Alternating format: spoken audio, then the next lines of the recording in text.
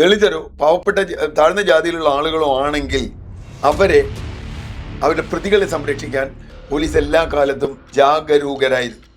ഈ റാം എന്ന് പറയുന്ന ആൾ ഈ നിതിൻ രാജിന്റെ മരണത്തിന് ഒന്നാമത്തെ ഉത്തരവാദി എന്ന അർത്ഥത്തിൽ നിതിൻ രാജിന്റെ അച്ഛനും അമ്മയും പോയി പറഞ്ഞു അന്വേഷണം ശരിയാവുന്നില്ല, കുഴപ്പമുണ്ടെന്ന് പറഞ്ഞ കേസിലാണ് ഇയാളെ വിട്ടത്. ഈ റാമിനെ സംരക്ഷിക്കാനുള്ള വലിയൊരു ആലോചന, ഗൂഢാലോചനയല്ല, പരസ്യമായ ആലോചന തന്നെ കുറെ കാലമായി നമ്മുടെ സമൂഹത്തിൽ നടക്കുന്നു. തീർച്ചയായും ആഭ്യന്തര വകുപ്പിന് അപമാനമായി സംഭവിച്ച ഈ കാര്യം അടിയന്തരമായി തിരുത്തണം.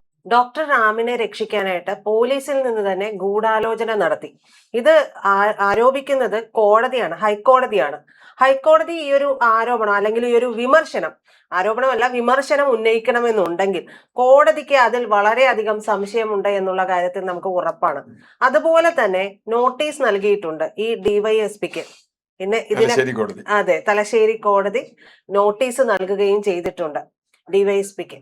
ആ സംഭവങ്ങൾ എല്ലാം കൂടെ നോക്കുകയാണെന്നുണ്ടെങ്കിൽ നമുക്ക് ശരിക്കും പറയാൻ കഴിയില്ല ഇതിലൊരു ഗൂഢാലോചന കൃത്യമായി നടന്നു എന്നുള്ളത്. ഗൂഢാലോചന മാത്രമല്ല, ഈ റാമിനെ രക്ഷിക്കാൻ കഴിഞ്ഞ കുറെ മാസങ്ങളായി നമ്മുടെ പോലീസ് ശ്രമിച്ചുകൊണ്ടിരിക്കുക. അത് ഗവൺമെന്റ് മാറിയിട്ട് വലിയൊരു വ്യത്യാസം ഉണ്ടായില്ല. നിതിൻ രാജ് എന്ന് പറയുന്ന ഒരു വിദ്യാർത്ഥി കടുത്ത ജാതീയ പീഡനത്തിന് ഇരയായി കൊല്ലപ്പെട്ട ഒരു വിഷയമാണല്ലോ ഉള്ളത്. കേരളത്തിന് അപമാനകരമായൊരു കാര്യമാണ്. നമ്മൾ നവോത്ഥാനത്തെക്കുറിച്ചും ജാതി വിരുദ്ധ സമരത്തെക്കുറിച്ചും ഒക്കെ വലിയ വർത്തമാനം പറയുമ്പോൾ ഇപ്പോഴും നമ്മുടെ സമൂഹത്തിൽ രൂഢമൂലമായിരിക്കുന്ന ജാതിയുടെ എലമെന്റ്. ഇന്നലെ പോലും ഒരു പരാതി കാലടി സർവകലാശാലയുമായി ബന്ധപ്പെട്ട് വന്നിട്ടുണ്ട് ഒരു വിദ്യാർത്ഥിയുടെ. എന്ന് പറഞ്ഞാൽ ജാതി എന്ന് പറയുന്നത് ഇപ്പോഴും വലിയ തോതിൽ ചൂഷണത്തിന് സഹായകമാകുന്ന ഒരു ഉപകരണമായി കാണുന്നു. ഇപ്പൊ ഇവർ പറയുന്നത് റാമും ഈ പറഞ്ഞതുപോലെ ദളിതനാണ് എന്നൊക്കെയുള്ള വാദമുണ്ട്, അതവിടെ നിൽക്കട്ടെ. പക്ഷെ അധികാരവും ജാതിയും അല്ലെങ്കിൽ ജാതി എന്ന അധികാരവും പണവും ഇവിടെ വളരെ കൃത്യമായി സംഭവിച്ചിട്ടുള്ളത്. ഈ റാമിന് എന്താ ഇത്ര കാലം അറസ്റ്റ് ചെയ്യാൻ പറ്റാതിരുന്നത്? കേരള പോലീസ് എന്താ, ഇയാൾ സുകുമാരക്കുറുപ്പൊന്നും അല്ലല്ലോ. ഇയാൾ എത്ര കാലമായി ഇയാളെ അറസ്റ്റ് ചെയ്യേണ്ടത്? മാസങ്ങളായി ഇയാളെ അറസ്റ്റ് ചെയ്യുന്നില്ല. ഇയാൾ രക്ഷപ്പെട്ട് നടക്കുകയാണ്. അവസാനം ഇയാളെ അറസ്റ്റ് ചെയ്യുന്നു. ഇയാളെ അറസ്റ്റ് ഇയാൾ കീഴടങ്ങുകയും ചെയ്യുന്നു. ഇയാൾ കീഴടങ്ങി കഴിയുമ്പോൾ ഇയാളെ കൊണ്ട് പോലീസ് നടക്കുന്നു എന്ന് പറഞ്ഞിട്ട് നിങ്ങൾ ഇയാളെ കൊണ്ട് നടന്ന് ഫുഡ് അടിക്കുകയായിരുന്നു പണിയുന്നു.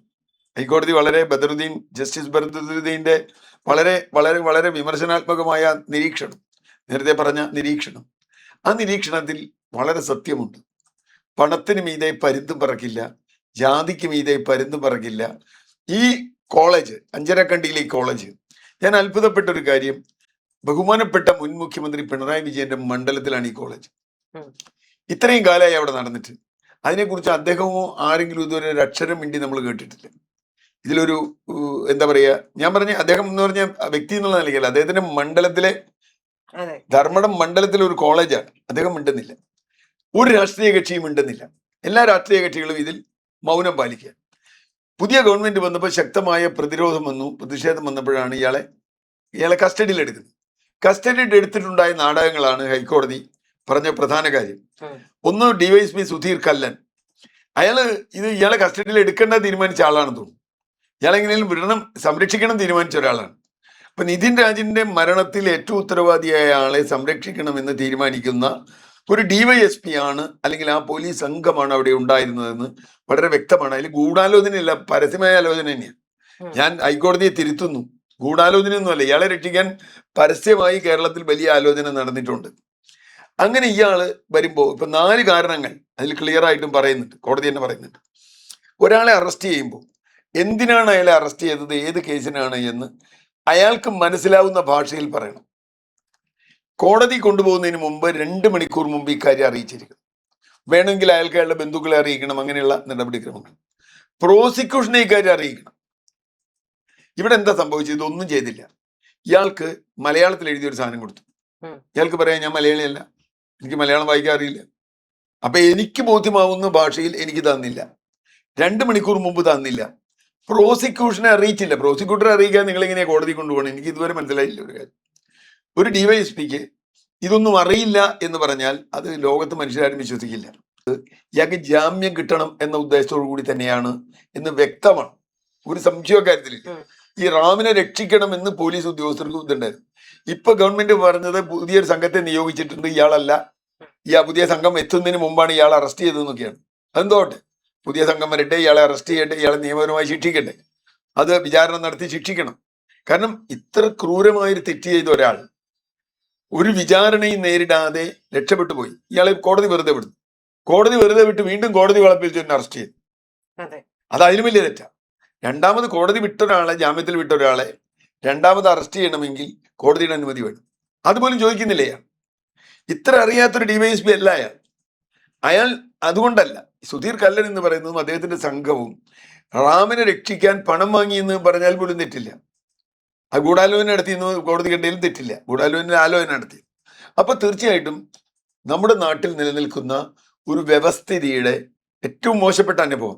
കഴിഞ്ഞ 15 കൊല്ലത്തിനിടയിൽ ഇത് ഉണ്ടായിട്ടില്ല എന്നാണ് കോടതി പറയുന്നത്. അപ്പൊ 15 കൊല്ലം 20 കൊല്ലം ആവാം.